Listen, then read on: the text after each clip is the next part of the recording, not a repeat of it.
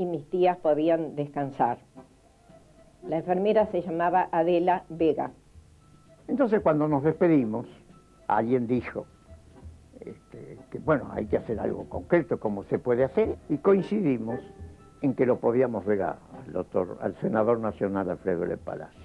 Muy bien. Un buen día me llego al diario, para esto había pasado un mes, que era un mes y medio, muy poco tiempo, y me llaman al diario de la comisaría esta dice Armanio Cosentino, si vea, tengo que darle una mala noticia, se ha muerto Lola Mora. Dice el tipo, está mortificado por el fallecimiento, y además porque no se había resuelto la pensión. Se hizo un entierro muy modesto. Cuando llegamos nosotros a la casa de vuelta, trayendo los deudos a la casa, que escuchamos que había una fogata en el fondo. ¿Qué había pasado? Que la familia había quemado todos los papeles íntimos que tenían, que conservaban de Lola Mora. Bueno, y yo digo, ¿pero cómo han hecho eso? Sí, porque son castas de amor y qué sé yo. Bueno, terminó ahí el asunto. Se ha dicho que su madre tenía un hijo natural. Eso es falso. Lola Mora tenía 6 hermanos, eran 7, no más. No había ningún hijo extramatrimonial, y mucho menos de la madre. Se ha dicho, por ejemplo, que Lola Mora murió de hambre, cuando Lola Mora murió de derrame cerebral. Yo tengo, además, el acta de defunción. No usaba polleras y usaba unos bombachudos anchos, al estilo de los gauchos. Esto generó también grandes polémicas. Una mujer usando pantalones no era muy femenina. Esto significa que Lola Mora no pasa por la historia sin dejar huella. A veces recibe piedras, a veces recibe flores, pero el hecho es que no se olvida. La figura de Lola Mora todavía sigue siendo vigente a 60 años de su muerte y a 130 años de su nacimiento. El hecho ya de haber sido mujer en una época donde mismo se ve como escultora a Camille Claudel, se la puede poner como ejemplo. Ella fue totalmente rechazada, mismo en la familia, tenía una lucha muy grande porque no estaba bien visto en la mujer. Así sufrió también. Y bueno, y Lola Mora también es una mujer que fue también rechazada, que sufrió muchísimo.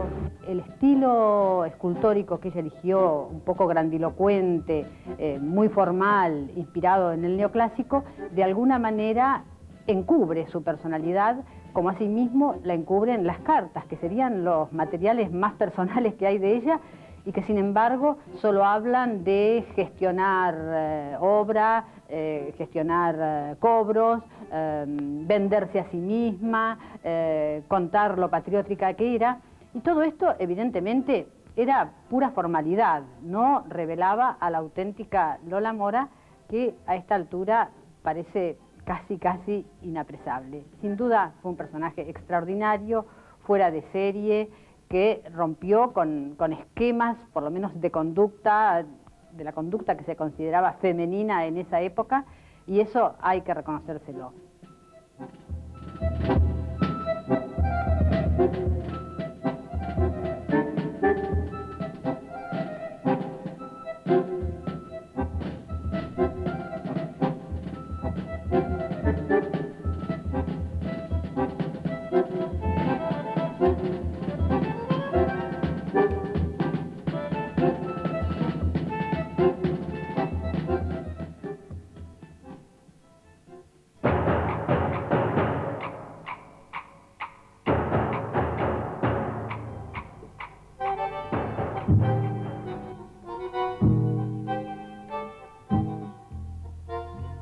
El caso de la fuente de Lola Mora es uno de los hechos más particulares en Buenos Aires, porque ella la donó a la ciudad y fue colocada en otro lugar, no en el que está en la actualidad. Para ser exactos, ocupaba el monumento al Almirante Brown, que en ese momento era un paseo, digamos, de mucho movimiento y de una gran actualidad. Enfrente había un hotel importante, es decir, el lugar era realmente importante. Hubo discusiones, se habló mucho de esa fuente, Lola Mora cambió muchas veces su boceto, Y finalmente esa fuente fue instalada en el año 1903, muy cerca de la Casa de Gobierno, en las proximidades exactamente del Correo Central. Luego hubo una serie de discusiones, se discutió la autoría de esa obra por Lola Mora, cosa que pasó también con los pintores de la época que se discutía la autoría. No se creía que las obras buenas fueran hechas por argentinos. Se discutió además la moralidad, cierto ataque a la moralidad victoriana que aún imperaba en Buenos Aires, y fue llevada a la Costanera. Ese traslado es a un lugar que en ese momento comenzaba, que era la Costanera Sur, que iba a ser un lugar realmente importante, pero todavía no se tenía la total seguridad. Y lo fue. Y en un momento determinado era casi el remate del paseo. Y fue la misma Lola Mora que se encargó de orientar las figuras para que tuvieran de fondo el río que ya no está más. Cuando hace la fuente de las Nereidas, vemos que la forma se flexibiliza, adquieren formas curvas, hay un ritmo acelerado, y vemos esa especie de consagración de la mujer en la Venus que corona la escultura, mientras los caballos forman una relación simétrica que crea una suerte de lectura rápida de quien pueda girar alrededor de la muestra. La forma, yo diría, que surgen, que emergen del agua, los otros personajes mitológicos, crean una fuente llena de sugerencias. Siempre aparecía alguien que decía que esa fuente era magnífica y que ahí no se lucía, que ahí no iba la gente a verla. Lo que pasa es que por ahí las personas que decían que no era el lugar porque no iba nadie a verlo, era gente que no iba a este lugar.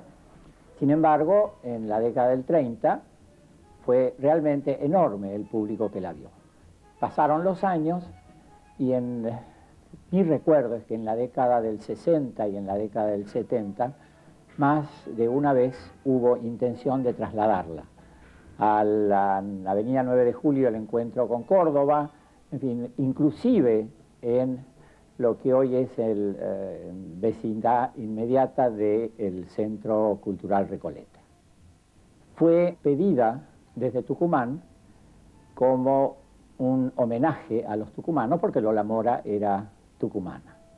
Y se habló con el intendente explicándole que esa fuente era de Buenos Aires y que solamente dos símbolos reales de Buenos Aires son conocidos por todo el mundo: el obelisco y la fuente de Lola Mora. Hay una cantidad de cosas que afean el lugar y no le hacen bien. El lugar no es malo, lo que tiene que hacerse es ordenarse.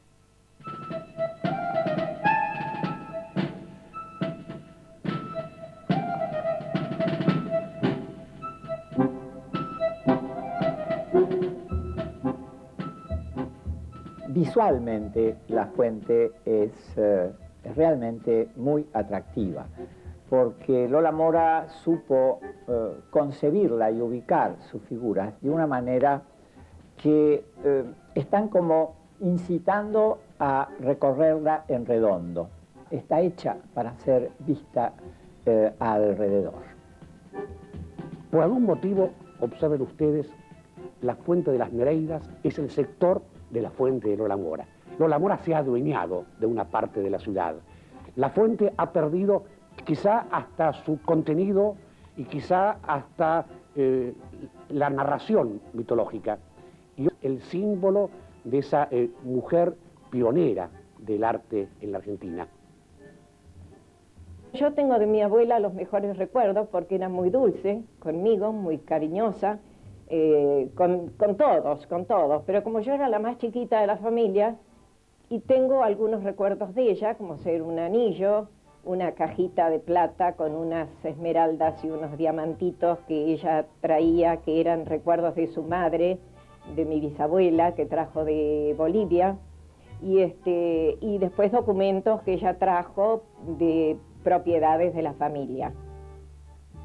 Nos dejó la fuente, y de algún modo la fuente representa a Buenos Aires casi tanto como el obelisco. Como el obelisco, ese símbolo masculino, la fuente, símbolos femeninos si los hay, con esas nereidas tan sensuales, tan desnudas, allí, bueno, junto al río, un poco en el exilio, un poco olvidadas, pero de alguna manera representando para todo el público a Lola Mora, la escultora.